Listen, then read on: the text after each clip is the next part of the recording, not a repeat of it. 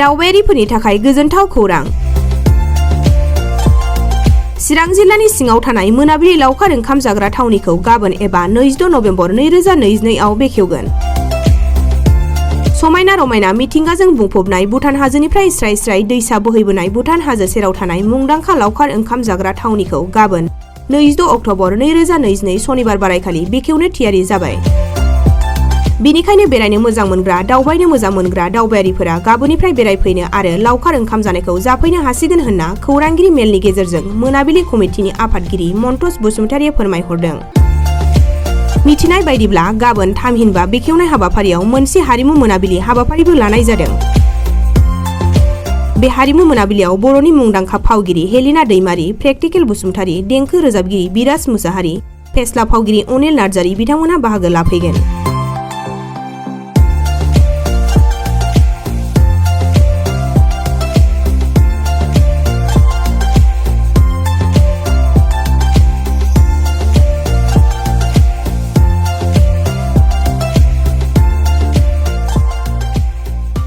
Media बिथांमोननिसिम गाहाम हामलायनाय जासिग्रोबाय। दिनै आं मोनसे प्रेस मिट लानो नागिरदों, मानो जोंनि बे मोनाबिलि पिकनिक स्पटनिफ्राय।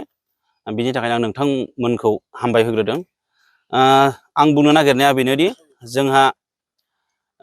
फैगौ गाबोन 26 नभेम्बर खालि बे जोंनि हाथिसार दादगारि भुटान बर्डार सेरनि बे मोनाबिलि पिकनिक स्पटखौ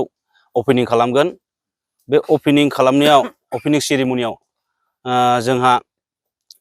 माखासे आलासि बिथांमोन हांख्रायनाय जादों। आलासि बिथांमोना जाहैबाय खाथिनि जोंनि साहानि भुटान हादर दं साहा। बे भुटान हादरनि भुटान इण्डिया मोनसे फ्रेन्डशिप दङ। बे फ्रेन्डशिपनिनो बिफानि प्रेसिडेन्ट, लोगोसे आरो फैफाबावगोन भुटाननिनो एसपि,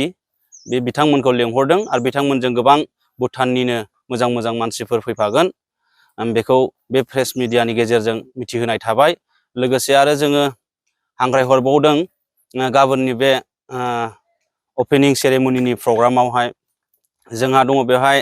एक्ट्रिस हिसाबै बर'निनो मुंदांखा हेलेना दैमारि, बे बिथांखौबो जोंहा हांख्रायनाय जादों। बिथाङा गाबोन जोंनि बे मोनाबिलियाव फैनानै पार्टिसिपेट खालामफैगोन। आरो बेजों लोगोसे जोंहा दंबावो हांख्रायहरबावदों सिंगार, बर'निनो मुंदांखा बिथां बिराज मुसाहारि, बिथांखौबो जोङो हांख्रायहरनाय जादों। बिथाङा गाबोन फैनानै पार्टिसिपेट खालामफैगोन। आरो बेजों लोगोसे दंबावो जोंहा माखासे कमेडियानफोर। बे कमेडियानफोरनि मुङानो जाहैबाय जोंहा दङ अनिल नार्जारि, बिथाङाबो गाबोन फैनानै जोंनि बे मोनाबिलिनि प्रग्रामाव पार्टिसिपेट खालामफैगोन। आरो दंबावो जोंहा कमेडियान आरो बेजों लोगोसे सिंगारबो बिथाङा, बेयो जाहैबाय प्रेक्टिकेल बसुमतारि, बिथाङाबो गाबोन फैगोन। आरो बेजों लोगोसे दंबावो गोबां जोंनि बर'निनो जाखांफुनाय लाइमोन माखासे सिंगार बिथांमोना गाबोन नैबे जोंनि मोनाबिलि पिकनिक स्पटनि अपेनिं सेरेमनियाव फैनानै नाइट श' कालचार नाइट प्रग्रामावहाय पार्टिसिपेट खालामफैगोन। बेखौनो नैबे मिडियानि गेजेरजों आङो मोनाबिलि पिकनिक स्पटनि जानानै गासै बिटिआर ओनसोलनि रायजो राजा नोंथांमोननिसिम मिथिहरनाय जाबायदि जेन नोंथांमोना गाबोन नैबे 26 नभेम्बर खालि लैहोर लैहोर फैनानै जाहाथे नैबे मोनाबिलि पिकनिक स्पटआव मदद होफैयो, बाहागो लाफैयो आरो नायफैयो, बेखौनो नोंथांमोननिसिम नैबे जोंनि मोनाबिलि पिकनिक स्पटनिफ्राय मिथिहरनाय थाबाय। देग्लायनि सुबिदा होननानै बुङोब्ला जोङो थांनाय बोसोराव जेरैहाय खालामदोंमोन, दखानफोरखौ गोबांथार दखान होदोंमोन, नाथाय जोङो देग्लाय बांद्राय गोबांथार दखान होनाय जायाखै। एसे खमैनो होदों होनाया। मानो होनब्ला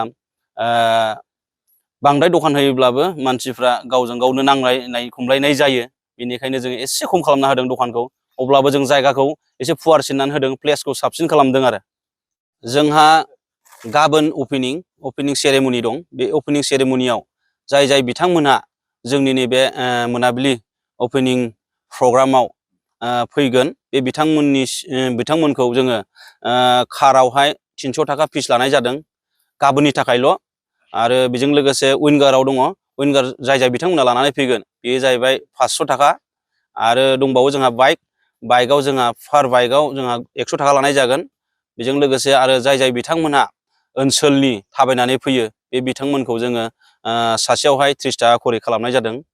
नाथाय बियो थाबाय थानाय नङा इयुनाव गाबोन जोंहा ओपनिं सेरेमनि बे प्रग्रामनि थाखायल' जोङो बेखौ खालामनाय जादों आरो इयुनावहाय जोङो फिसखौ एसे खमायना होनाय जागोन सिगांनि बायदिब्ला जोंहा बासखौहाय 500 रां लानाय जादोंमोन आरो विंगारफोरखौबो 300 रां लानाय जादोंमोन ओमफ्राय माबाखौ मा होनो बाइकफोरखौबो 150 थाखा लानाय जादोंमोन थांनाय बोसोराव दे गाबोन जे ओपनिं सेरेमनियाव नाइट प्रग्राम खालामदों बे नाइट प्रग्रामावहाय जेखिनि गेटआव लाखिगोन विंगाराव 500 आरो माबायाव कारावहाय 300 बाइकआव 100 मानसिनाव 30 थाखा बे फिसजोंनो सिङाव हाबनानै फ्रियैनो नुगोन जोङो बे गेटआवनो लाखिखानाय जागोन आरो जोङो फिन आरो बेवहाय टिकेट लाफिननाय जानाय नङा बेजोंनो फ्रि नुनो मोनगोन जोंनियावथ' निस्सय बे लाइजामखौ जोंबो मोनदों जोंनियावबो हरदों हरनायाव जोंनाव लिरनायाव दङ जे बे पिकनिक स्पटआव जेन रावबो अपेन जौ फाना आरो जौ फाननो मोनथारा लोंनायखौ जेबो लिरनाय गैया बेवहाय खिन्थु फाननो मोना होननानै लिरनाय दं बेजों लोगोसे बेलासिनि 4 PM जाब्लानो ओपनिं बे मोनाबिलि पिकनिक स्पट बा जिखुनु स्पट बेखौहाय क्ल'ज खालामनांगौ होननानै लिरनाय दं जिथु जोङो गुबुन पिकनिक स्पटआ 4 PM निफ्राय बन्द' खालामोबा जोंबो खालामगोन निस्सय बेखौ जोंबो मानिनानै लागोन आरो गुबुनखौ फल' खालामग्रोगोन जोङो जिथु गुबुनाबो बन्द' खालामबा जोंबो खालामगोन बेखिनि आरो 10 दिनाथ' सम्भब नङा जानो हाया बे जोंनि थाखाय मानो होनोब्ला जोङो बे पिकनिक स्पटखौ गोबां खरसा खालामनानैहाय जोङो बानायबाय जोङो बे मोनाबिलि पिकनिक स्पटनि कमिटियाव गासै 130 जन मेम्बार्सफोर दं बे 130 जना जाहैबाय बे हाथिसार ओनसोलाव ओरैनो थानाय बेखार सेंग्राफोर बेखार जोहोलावफोर बेनिखायनो जोङो माबा मोनसे थांनानै थानांगौब्ला माबा मोनसे राहा लानांगोन माबा मोनसे उफाय दिहुननांगोन होननानै जोङो सानखांलायनानै बे माखासे सेंग्राफोरखौ लानानै जोङो बे खामानिखौ मावोब्ला जेन ओनसोलाबो जौगानाय फैगोन आरो थांनानै थानायावबो एसे राहा जागोन खोमा साननानै जोङो बेखौ बानायनाय जादोंमोन नाथाय बियो थांनाय बोसोरनिफ्राय जोङो बे मोनाबिलि पिकनिक स्पटखौ खुलिजेनदों थांनाय बोसोरावबो जोङो माखासे लकडाउननि थाखाय कभिडनि थाखाय जोङो होफुंनो मोनासै ससेल' होनानै जोङो बन्द' खालामनांगौ गोनां जादों बेवहाय जोङो गोबां रां खरसा जादोंमोन नाथाय जों बे रांखौ मोनफिननो हायाखै आरो देग्लायबो जोङो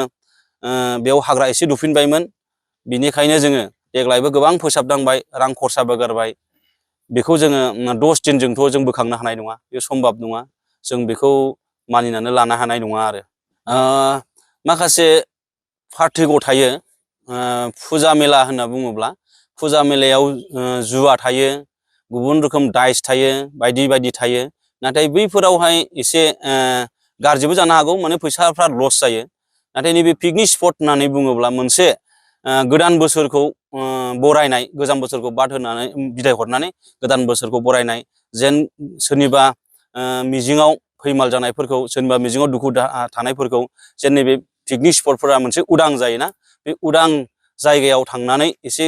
गोसोखौ इन्जय खालामोब्ला गोदान बोसोरजों माबा मोनसे मिजिं लानानै दावगालांनो हागोन नामा मोजां गाज्रि गावनि लोगोजों शेयार खालामलायनानै मोजां गोसोजों मोजां दावगालांनो हागोन नामा सोरनिबा बुजायनाय मोनगोन नामा नैबेफोरखौ सानलायनानै बे मोनाबिलि पिकनिक स्पटआव फैयो बिनि थाखायसो मोनाबिलि जिखुनु पिकनिक स्पटखौनो खुलिनाय जायो आरो बेनिखायनो जों सानो बे एसे पार्टिगआव दं होननानै सानो आरो गाबोननि दिननि थाखाय बेखौनो खावलायनो लुबैयो जे गासै जोंनि बिटिआर ओनसोलनि बर' हारि एबा गुबुन हारि जेन स्पटआव दावबायग्रा बिथांमोनखौ नैबे जोंनि मोनाबिलि ओपनिं सेरेमनियाव गाबोनहाय मोनसे नाइट प्रग्राम दं बे नाइट प्रग्रामाव फैनानै जेन लैहोर लैहोर फैनानै बाहागो लाफैयो आरो बे जोंनि जानो गोनां प्रग्रामखौ मेहेरगोनां खालामफैयो बेखौनो आङो मोनाबिलि पिकनिक स्पटनि कमिटिनि जानानै गुरैयै खावलायहरनाय थायो लामा होननानै बुङोब्ला जोंहा नेसनेल रड मोनसे दङ ओरैहाय थाङोबा सामथायबारि मोनो सामथायबारि बङाइनिफ्राय फैयोबा डाइरेक्ट थांबाय बियो मा होनो सोनाबहा बेंगल बेंगल लामा दङ बे बेंगल लामा थांथारबाय बे सोनाबहा बङाइगावआव फैनानै मोनसे सामथाइबारि होननाय मोनसे दङ बे सामथाइबारिजों डाइरेक्ट साहा मोनसे भुटान रड दङ भुटान रडजों फैनानै जेरावबो हाबब्रेनो नाङा जेजोंबो थाङा बे दोंसे लामायानो फैनानै मोनसे एसएसबि केम्प दंफैयो दादगारियाव एसएसबि केम्पनि एसे खोलाहा सोनाब सानजाहा हाबनाय मोनसे लामा दं दोंसे लामायावनो गेट होखानाय दं बे गेटजों हाबोब्लानो ससे 1 किल'मिटारसो फैब्लानो मोनाबिलि पिकनिक स्पटखौ मोनफैयो आरो जायफोरा बङाइनिफ्राय फैयो बङाइगावनिफ्राय फैयो बियो सामथाइबारिजों हाबलायनाङा बेवहाय मोनसे लामा दंबावो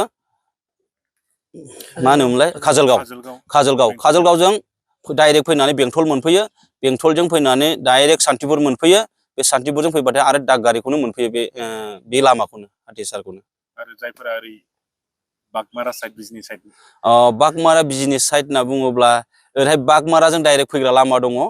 बेजोंबो फैनो हायो नाथाय ससेया एसे हाद्रि जायो आरो लामाया बेजोंबो फैनो हायो बागमाराजों डाइरेक्ट बे मोनाबिलिया ससेल'थार बागमारानिफ्राय बेजोंबो फैनो हायो